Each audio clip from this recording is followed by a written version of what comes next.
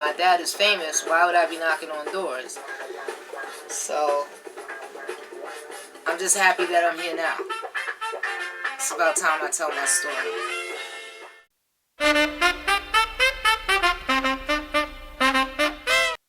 People thought that I wanted to be famous because I wanted to be like Paris Hilton and all these other type of people out here. It had nothing to do with that. But as a music heiress, and my father has all that kind of following, you know what I mean, and my dad is famous, why would I be knocking on doors? So, I'm just happy that I'm here now. It's about time I tell my story.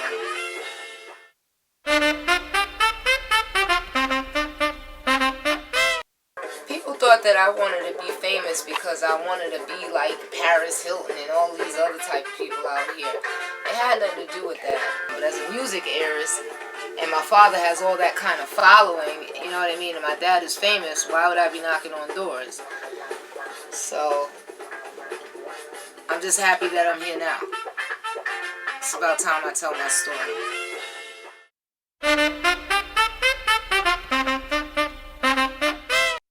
People thought that I wanted to be famous because I wanted to be like Paris Hilton and all these other type of people out here. It had nothing to do with that. But as a music heiress, and my father has all that kind of following, you know what I mean, and my dad is famous, why would I be knocking on doors? So, I'm just happy that I'm here now. It's about time I tell my story.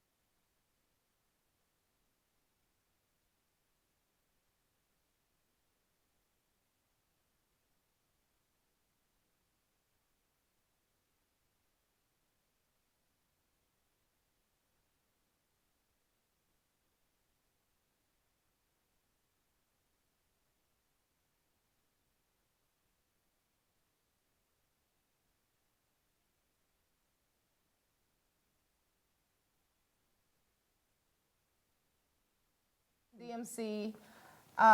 Okay, but you can look us up. You can look him up on sampled, who sampled, Well, whatever. here's what happened. In 1975, maybe 78, somewhere around there, a movie came out called Flashdance. And it was so popular that it affected cultures around the world. My song, It's Just Begun, which has become a legend in its own right, was used in that movie. That was when the period when breakdancing developed. So my song was tied to the epidemic of breakdancing. Became a movement. And basic lower level cultural dancing as opposed to ballet. And that was the theme of the movie. So all of the young rappers started sampling that particular song. Then they went into my catalog and picked up quite a few other songs. You've got like 180 songs in that catalog, I think somewhere around there. Well, that was my intention. When I was about 13 years old, I partnered with Jimmy Castor. We lived in the same neighborhood, and we determined that we would build a catalog, a music catalog, and start a career. He was a saxophonist, although he was just starting out, and a singer. And we went to elementary school with the likes of Leslie Uggams, now of Empire fame. Those were our childhood friends, Leslie Uggams, Frankie Lyman, Jimmy Castor, and others who didn't quite reach that level. So I was fortunate enough to grow up in a magical period in the 1950s when Smokey Robinson was put on the back burner. He came from Detroit back in the 1950s to join a record company called Ram Music. It was controlled by George Goldner and a few others who recorded Frankie Lyman and the Teenagers. So when Smokey Robinson got here, I'm not denigrating Smokey in any way, don't misunderstand. He is a living legend. But at the time he came here, he was facing Frankie Lyman and the Teenagers, the first super group in the world with Why Do Fools Fall in Love. And the record company turned their backs on Smokey Robinson, and he left New York. And if he hadn't done that, he wouldn't have joined Motown, Berry Gordy Jr., and made the success that he made. I knew from a very, very early age that something magical was going to happen in my life because I was surrounded by all of these fantastic people. I also knew by the time my daughter Rhoda was 8 years old that she would be more intellectually gifted than I was. I'm not going to bother to talk about the intellectual gifts, but as you see on the t-shirt, the sweatshirt, this is Albert Einstein.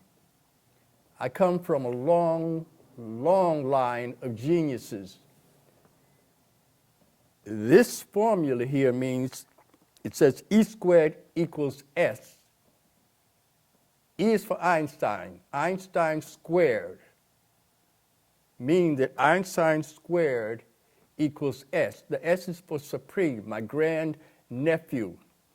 Supreme was 4 years old when I discovered that Einstein would have to go twice to make one Supreme. Supreme is possibly the most gifted genius in the world. He's now 19 years old. He's at the University of Chicago. I'm going to show you something on the back. On the back, I have a picture of my father. This is scary, everyone, so just get a good look It's not at what... scary, it's what happened. My father committed suicide when he was 38 years old. He put that rifle in his mouth and pulled the trigger. Who knows why?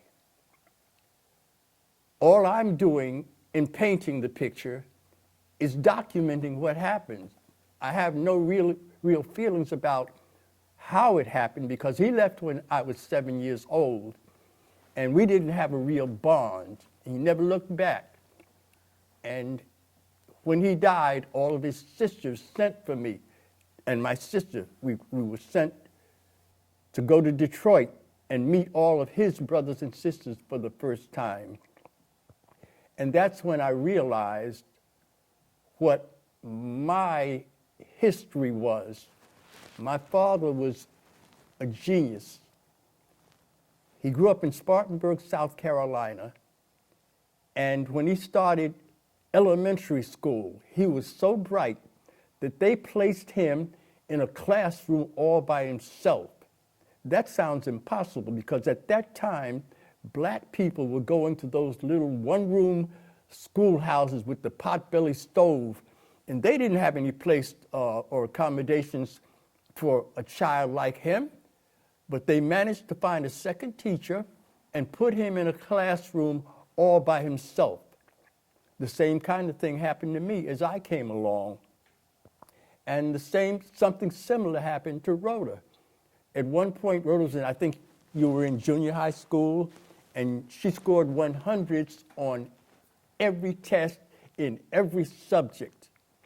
And my uncle, who was her godfather, put 5 $100 bills in an envelope with a congratulations card and gave it to Rhoda. Rhoda must have been about 12 or 13 years old. And when she opened that card, she got so excited, she ran backwards and did a backflip onto the couch. Okay, we all know how I feel about money. You know, I'm glad that you put that sweatshirt on today because I wanted people to see, because a lot of people out there know that I'm a real estate broker and an interior designer. But the difference between my dad and I is that I like to paint houses, of course, because I like to, interior design. I'm actually now into like reupholstering and, having, just the total works. But I painted my whole house. And the difference is that I don't paint pictures. Now, my dad, he did the album covers for the Jimmy Castor Bunch. He does the paintings, and the back of his sweatshirt, and I did post that on Facebook. A lot of people, when they could see the detail of that, for a while when my dad was painting it, I thought that it was the rifle, the way that he has it, it looks like he's playing the flute, And so when I really, the first time when he was painting it, he didn't, it was just the gun up to his head and up to his mouth. And it looked like he was playing the flute. So, the next day, he's like me, we'll paint a little something and then we're not satisfied with it. Oh yeah, I'm telling about you. Okay, and then he's not satisfied with it. And so then he went and the next day I come back and the blood and the guts and everything is like, the brain matter is coming out of this would be my grandfather's head. And I'm just sitting there and he's painting and it's like not a problem, but I posted that on Facebook and it got so much attention and, it just amazed me that he would be able to deal with the aftermath of that even, so many years, later on. But I remember one time I was walking down the street with my dad also while he was wearing that shirt. And what he doesn't realize is that he looks a lot like his father. Exactly like him. Okay, I didn't want to say that much, but yeah, exactly like his father. So ladies saw us, right? And we're like, I think my car was in the shop. We were going to the bus or something, and the lady saw him, and she ran up to us. She said, I don't know what you're going through in life, but I just want you to know it'll be okay. So people have different reactions to the things that he does, and I wanted to let people know that my dad is really my best friend. And I know that a lot of people in the industry, there's a lot of things that happen. Like sometimes, let me give you an example. I was playing a song, like they have this thing now where, you're playing music on Facebook or you're playing, like just even sitting here in the recording studio. And I don't use other people's music because I understand about copyright infringement. And I'm not comfortable using anybody's music but my father. And I said that, at the end of the day, it's time that the world sees me with my dad, because I look at other celeb kids, or I look at other celebrities who are around their parents, like a Beyonce, or, she's always, with her parents, or, and because of that, there's no question as to what her parents are comfortable with.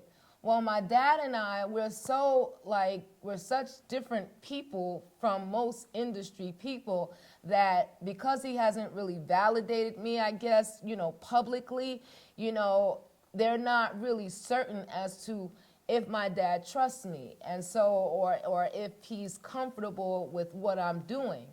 And as crazy as I am, I'm totally different from my dad in a lot of ways. I have a lot of my mother in me. He tries, and my grandmother in me. I have a lot of my grandmother in me. Sorry to hear that. We gonna act like you didn't even say that, but Anyway, I love having my grandmother in me because it keeps a lot of these niggas in control. But anyway, we'll go into that. No, I'm being good today. I'm on my best behavior only because if I show my behind, then he won't come back. And then his fans, they call me up, or they'll call my dad up, and they'll say things like, and his friends too, they'll call him up and they'll say, "Oh, what's your daughter gonna talk about today?" And make sure, is she gonna use profanity? And they'll say all kinds of things. So I'm on my best behavior because the legend that he is, and the type of people that will be looking at him, because I know that everybody will be looking at him because he hasn't done an interview in like 35 years. I mean, the last interview he's done, and the magazines he was in was like Jet Magazine, Rolling Stone Magazine. So I'm honored that he's on the Breath of Fresh Air show, but he don't have a choice because, he got to go home with me, and I'll flip out. So if he doesn't, cooperate with me. Let me explain my demeanor.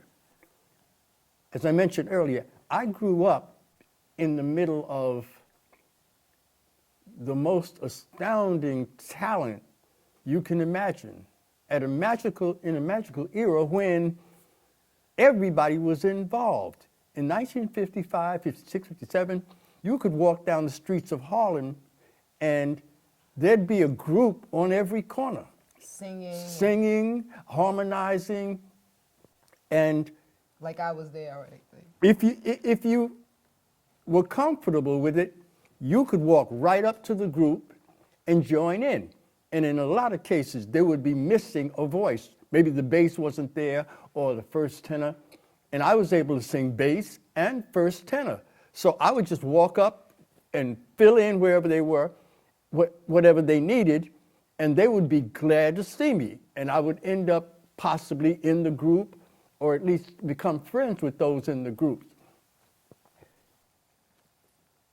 There were groups out there, I'll mention one that nobody knows, the Capitals on Sugar Hill, Washington Heights era.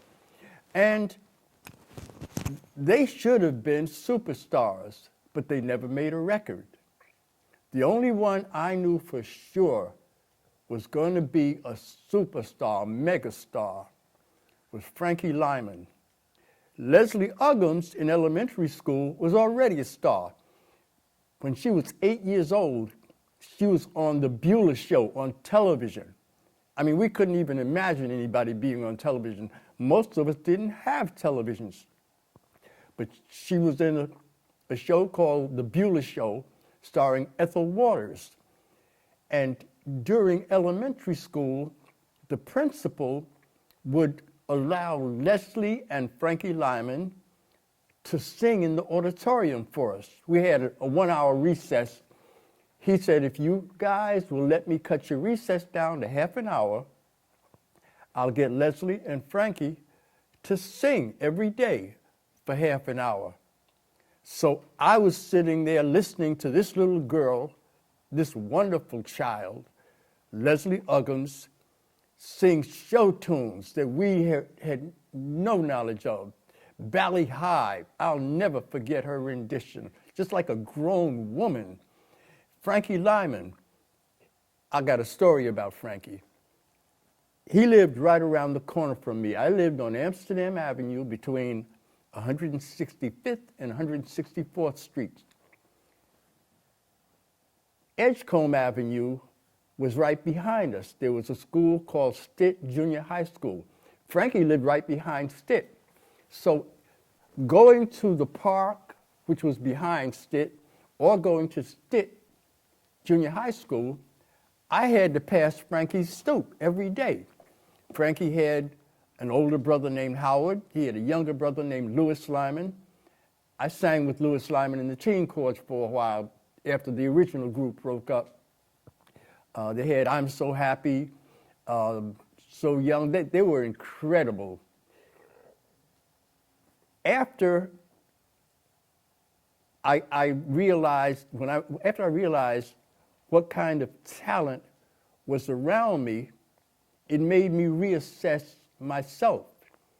When I was in the 5th grade, I thought I was the greatest talent in that school because whenever we had a lull, our teacher would ask somebody to come up and perform. We had a girl named Patty Mason, a little Irish girl, sweetheart. She'd get up and do an Irish jig. We had other kids who'd do a little something, but I was more academically astute than the other students. And I'm saying that because I have to make you try to understand why the kids were so enamored of me. I was able to learn the lyrics of 4 or 5 common songs at that time, the pop songs. Johnny Ray, The Little White Cloud That Cried. He had another big hit called Cry. We'd see him on TV, and I'd get up there and I'd gesture like he was gesturing and sing the songs, and the kids would go crazy. There were other kids with more talent than I had, but they didn't know the lyric all the way through on a song. So I had 4 or 5 songs that I could sing. So every time we had a lull, the teacher would ask if we wanted to have a talent show, and I would be the star. The girls would go crazy. They were calling me Johnny Ray, and oh, sing it again.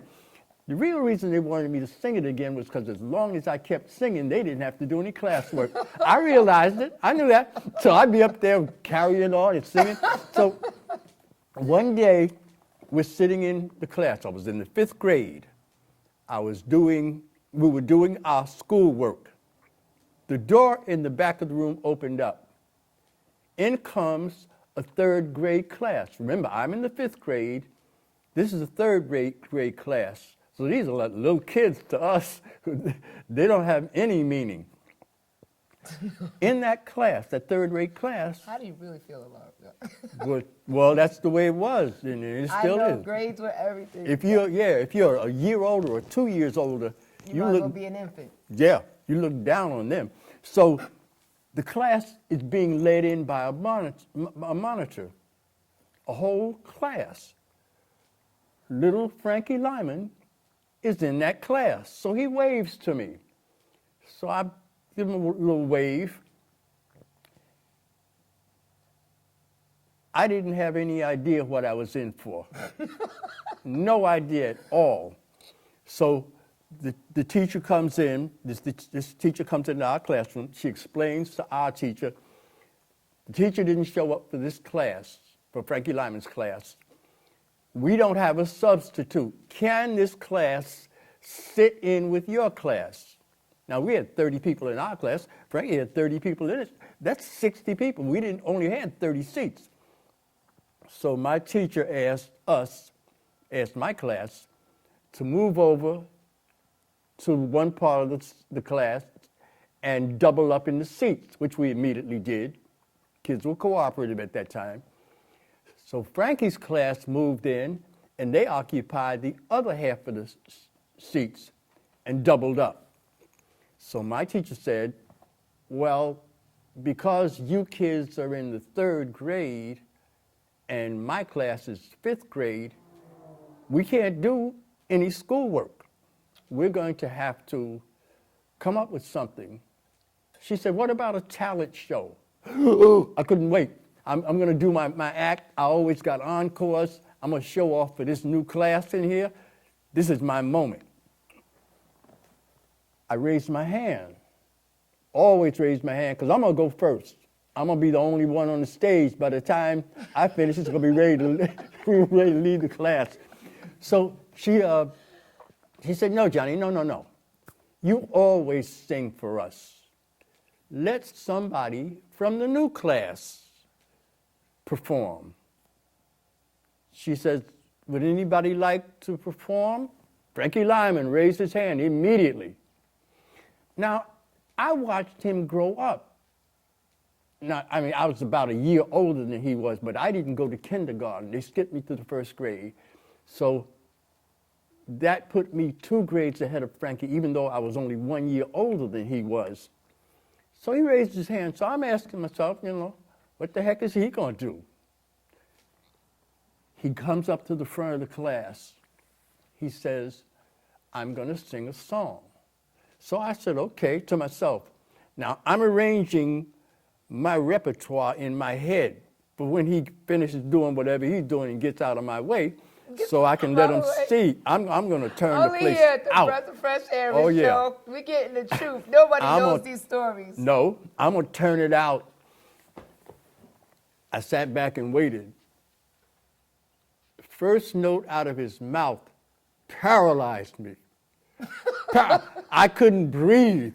I'd never heard anything so angelic, so beautiful. If you think Frankie Lyman had a beautiful voice when he did Why Do Fools Fall in Love, you should have heard him. He was 13 years old at that time.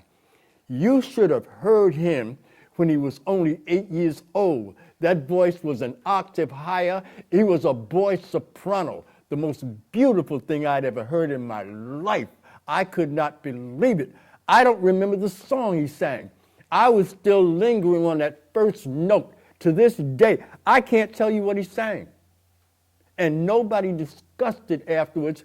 So when he finished, he sat down, and the teacher says, okay, Johnny, you can come up and sing. Who, me? I never got up in front of an audience again after that incredible performance by Frankie Lyman. And he showed up at my sister's 10th birthday party. They were in the same class. He came, and with all those crazy 10-year-old kids running around, eating cake and making all that noise, my mother said, Frankie, would you sing a song for us? The minute you asked him to sing, he'd stop whatever he's doing and start singing. He says, I'm going to sing Oh My Papa. That song was a million seller, a #1 million seller for Eddie Fisher back in somewhere around 1951, maybe. Frankie sang Oh My Papa. Eddie Fisher was dead by that time, I think. He would have been turning over in his grave if he had heard what Frankie Lyman did with his song. Frankie Lyman shut up. He shut a house full of crazy kids waiting to eat ice cream and cake and running around like maniacs. He shut them up with that song. Shut my mother up, shut me up. And he was 10 then, so the voice was good. How did you get in Frankie Lyman and the teen chorus? If you didn't want to sing. No, I didn't mind singing with his little brother. It's Frankie Lyman and the teenagers, but when he was in it, it was Frankie Lyman and the teen chorus. No. Frankie had a little brother. All of the Lyman brothers could sing. They all had voices like angels. Howard was the oldest brother. He sang in a couple of groups, but he wasn't serious about that. He was like a lover boy and athlete, fantastic baseball player, played first base, fantastic basketball player. So he wasn't that interested in singing, especially after his brother took off to such heights. So Howard was hanging out with one of my cousins. And even though my cousin was interested in the music business, he could never really interest Howard. Louis was younger than Frankie. And what happened was Louis's group started falling apart after some of the hit records. I won't say exactly what happened to them, but they were unavailable, let's put it that way. that made room for me to join the group. Jimmy Castor and I both joined. I joined as the bass singer. Jimmy joined as the second tenor. We all grew up in the same neighborhood, so we knew each other, and we'd been singing in and out on the street corners, so we were very, very familiar with each other. So that was my history with Frankie Lyman, knowing well from an early, early age that he was going to be he was born a superstar. And all his recording history did was validate something that the assistant principal in elementary school said. One day, Frankie was singing a song. The assistant principal went up on, Eugene T. Maleska was his name. He walked up to the stage and he said, Frankie, and he said this in front of the whole auditorium. Frankie was about 8 years old at the time. He said, Frankie Lyman, one day your name will go up in lights on Broadway. You will become a superstar.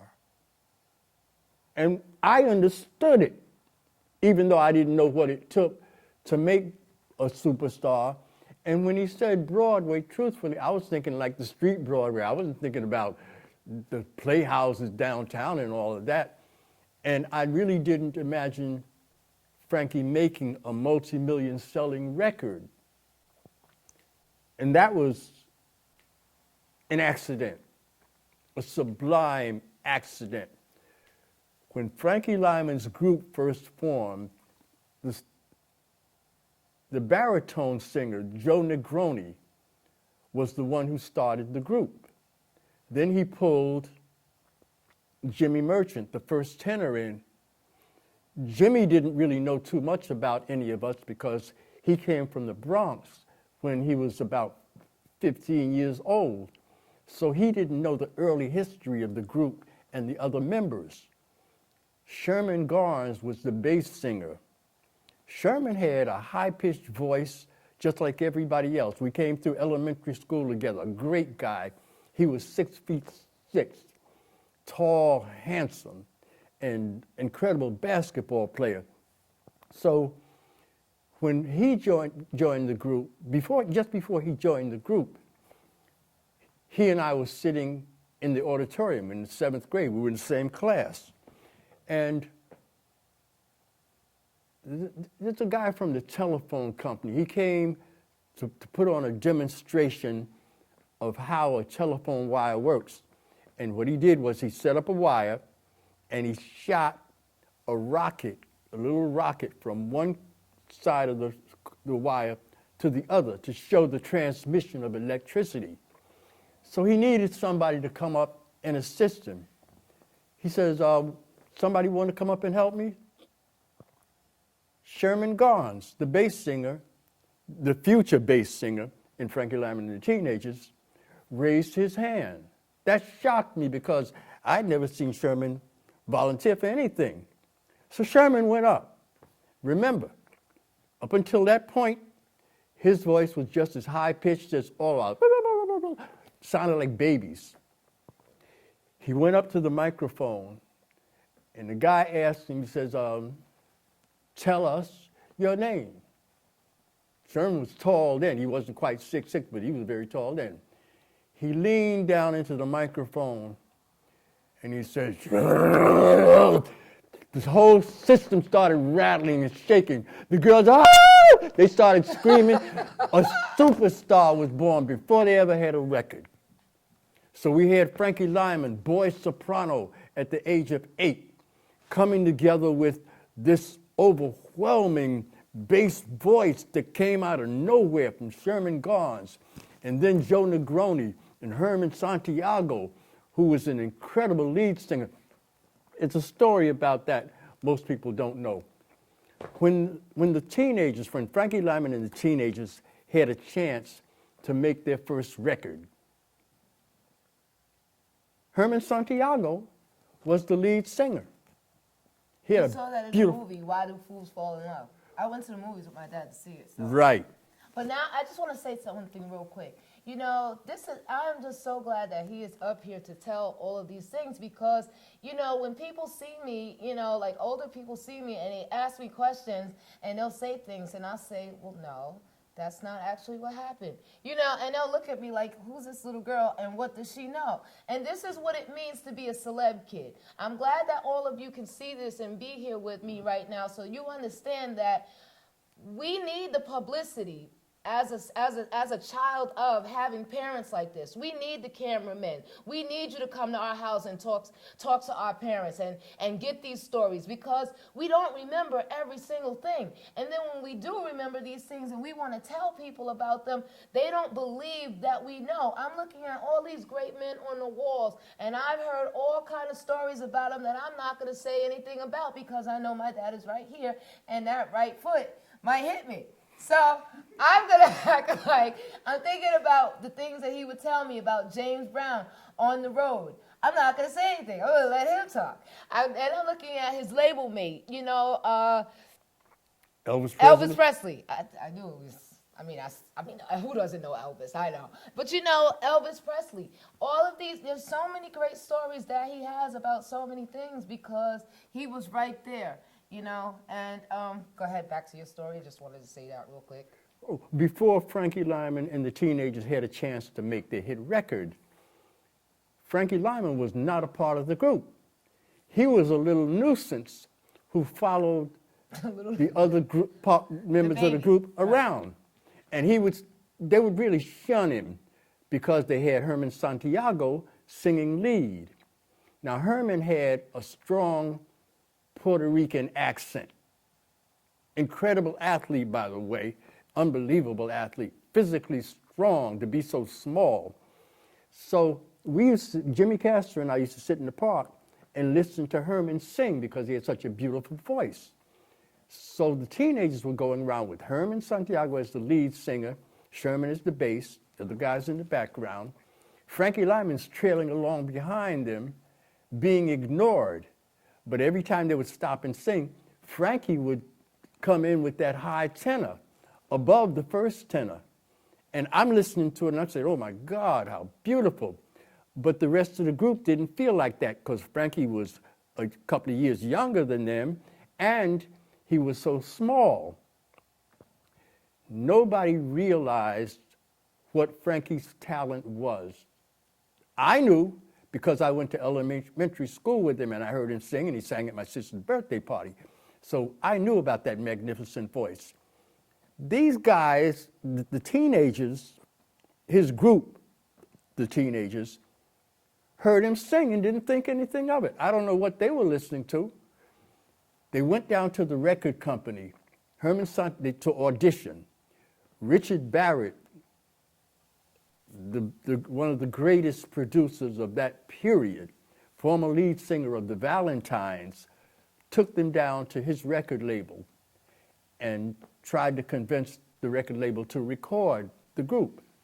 So they go into audition. Herman sings Why the Fools Fall in Love, a song that the group had written. So the executives are sitting there listening to that, and they hear Frankie's voice in the background. So they say to Frankie, they say, hey kid, you know any songs? Frankie was cocky. He was a sweetheart, a lovable young boy, but he knew what kind of talent he had. So he said, what do you want to hear? So they said, well, sing the same song that Herman just sang. He sang the song, and they switched him to the lead immediately. Problem. Well, it became a problem because it embarrassed the group. Nobody ever talked about that, but that's the truth of the matter. Here's an insignificant kid, Frankie Lyman, that the group had ignored all this time, trailing them around. They go down to the record company. The last thing they think is that Frankie's going to end up singing lead. So they became comfortable with it, of course, after Why the Fools Fall in Love sold millions of copies around the world in places like Guam that we had never even heard of. They became an instant success. They started headlining over the Platters and all of the greatest groups of that period. Unfortunately, they never got anything out of it. They didn't make any money. They didn't acquire the kinds of things that they thought that they would acquire. All they got was the fame. So that taught me a lesson. How did you beat that? How did you, because when I sit back, it's funny. I mean, I listen to a lot of people, and they name all of these groups, and I'm not going to say any names, but they'll name like these major groups and these major celebrities. And I know the background history of them. I know that they don't own their own rights to their music.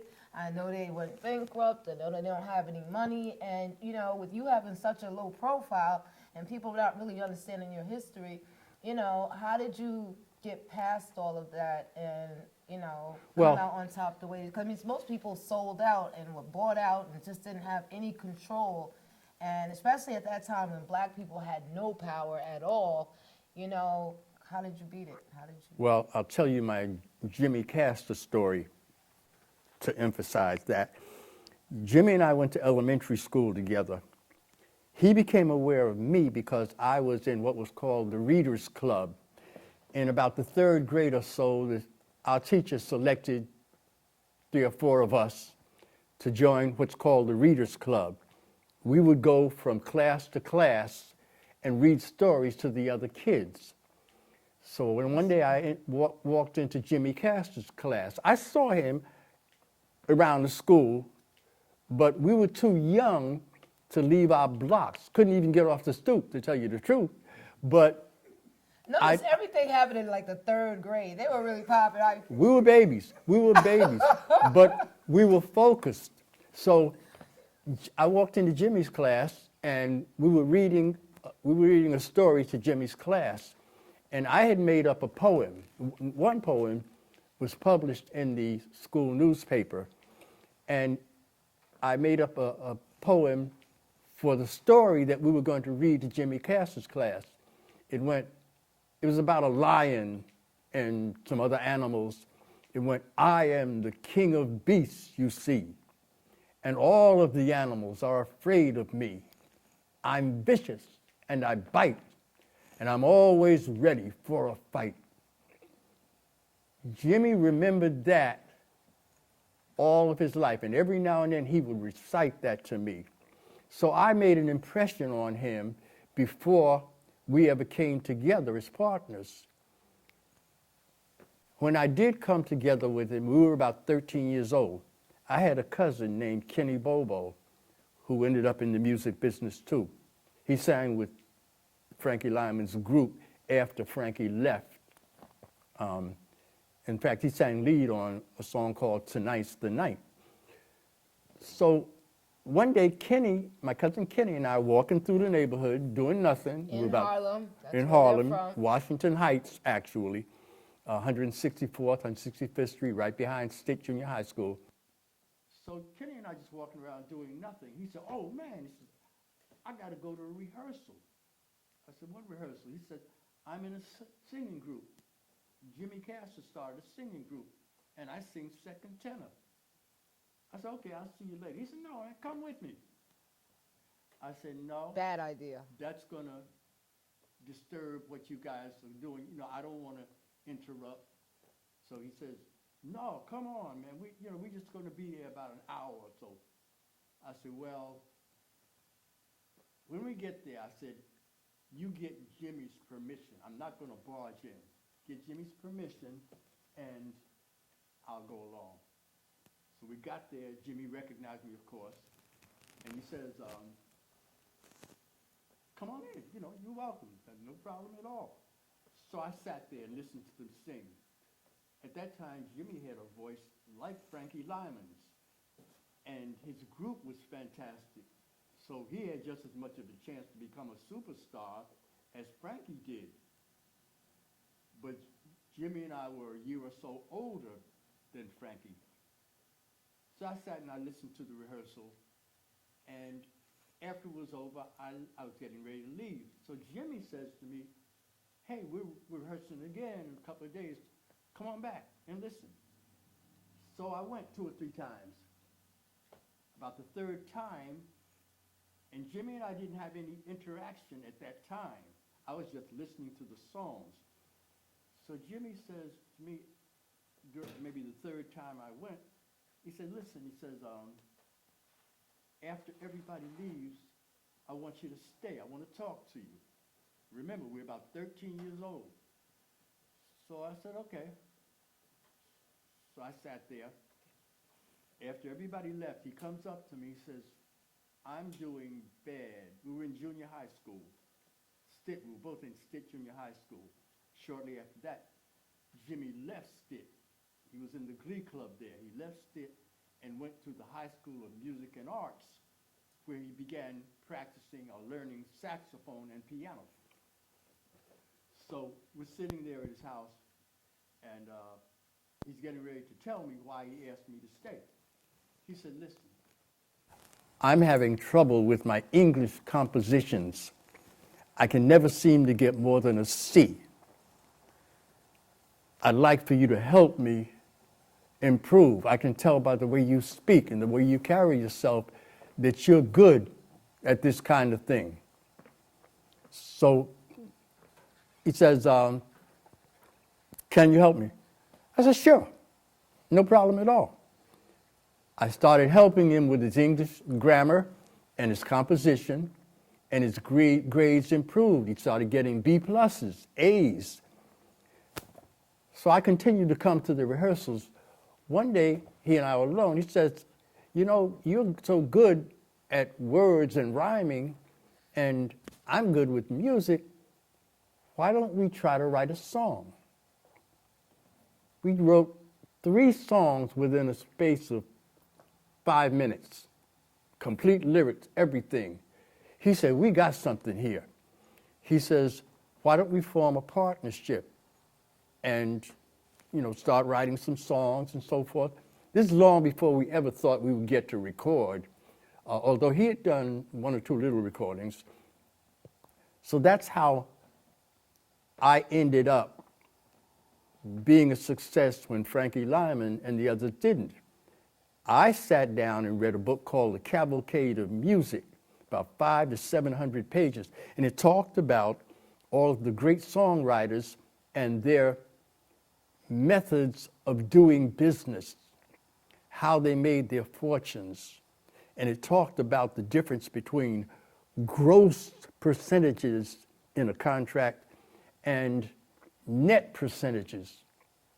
With a net percentage contract, the company, the record company, can assess all kinds of expenses against your account. And you can sell millions of records, and they'll come back and tell you, yeah, well, it costs us this to do that, and it costs us that, and all you got coming is 15 cents.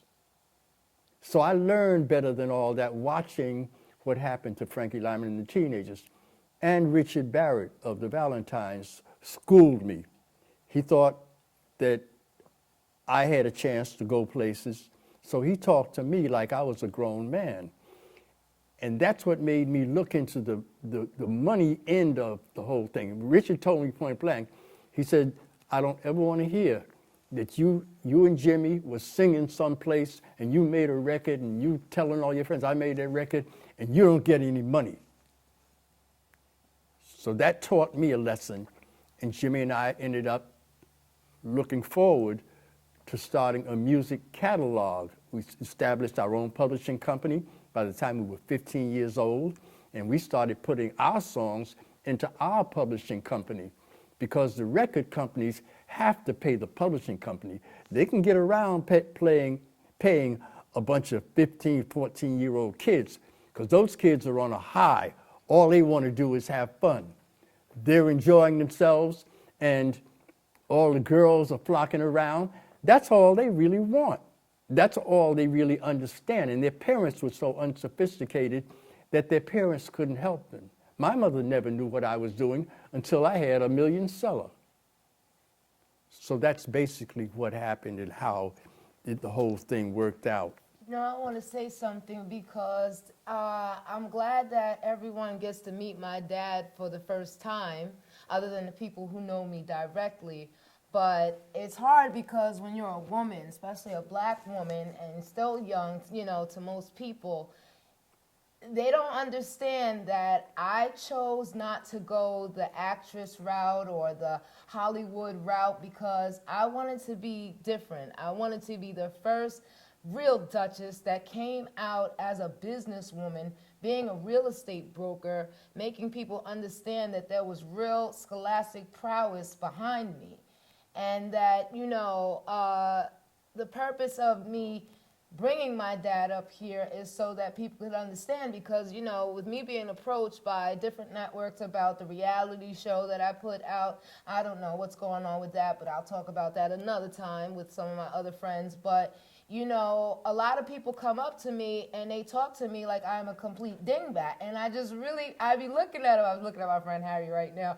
I be looking at him because I'm like, are these people kidding me? I'm a real estate broker, owner, homeowner, I'm not a dummy. And I know all about, rights. And anything I do in the industry, everybody needs to know. I do consult with my father. I mean, I have to. I have the bottom part of the house, Could I be someplace else? Yes. But, that's where I prefer to be, and I've been taught by the best. And I have a lot I've talked to Rhoda like she was an adult since the day she was born. Yes. And she responded At like 3. an adult. I mean, it's crazy. Yeah, and I think about, but it's good because a lot of people out there need to learn, this type of stuff. Everybody wants to get, a lot of people ask me questions about my dad, and they want to know what is it like being in the music business, and, how do you become a star? That's not something that happens like where you could really tell somebody how to become a star. I see a lot of similarities between him and myself. As far as the production end, I've never been interested in being the star.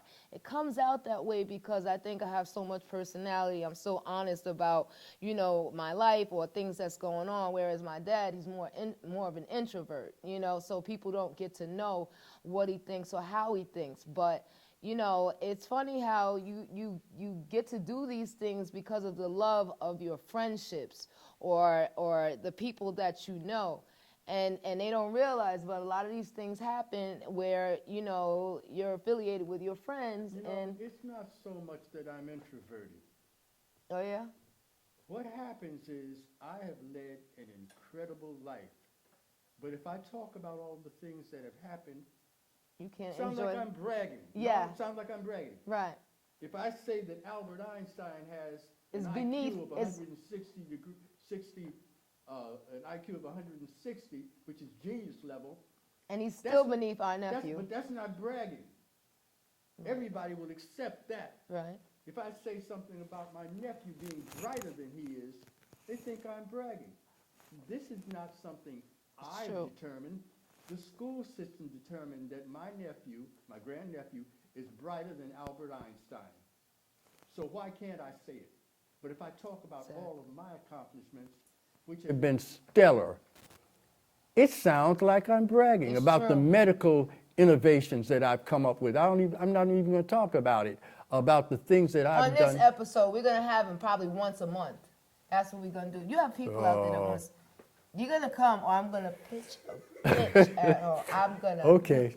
Once a month, just so you can help me be nice and everything, because I'm being nice, and if you aren't you happy, I'm being a nice lady girl. Okay. And that's right, because he has a lot to talk about. And people ask me, I can't be him. Personally, I think I'm better, but, because I know I'm just Rhoda Pruitt. But, I got to be me. So, people ask me, but, he's like the Nat King. I can't say that. But basically, he has a way of saying things that I don't have a way of saying things. And, of course, he knows way more because he was there.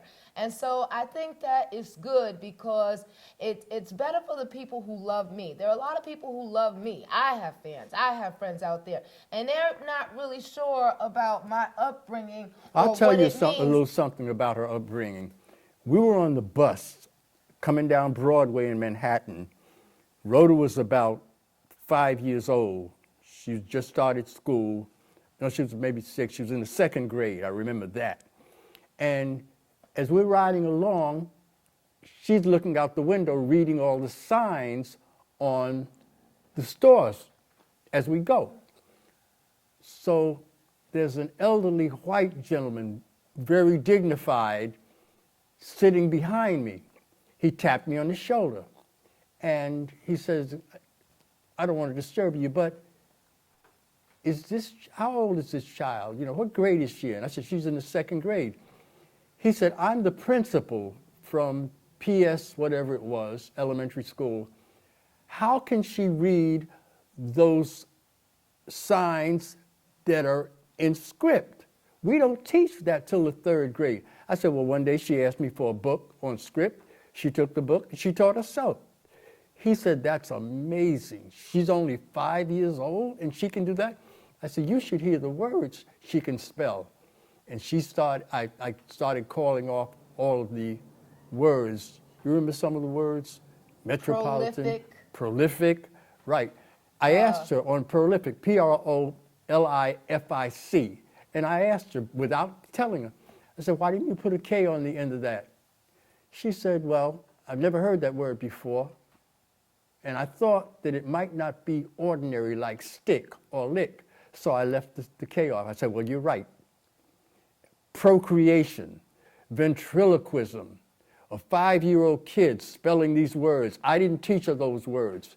She learned them just by listening to the kinds of things that I was saying. So that's how amazing she is in her own right.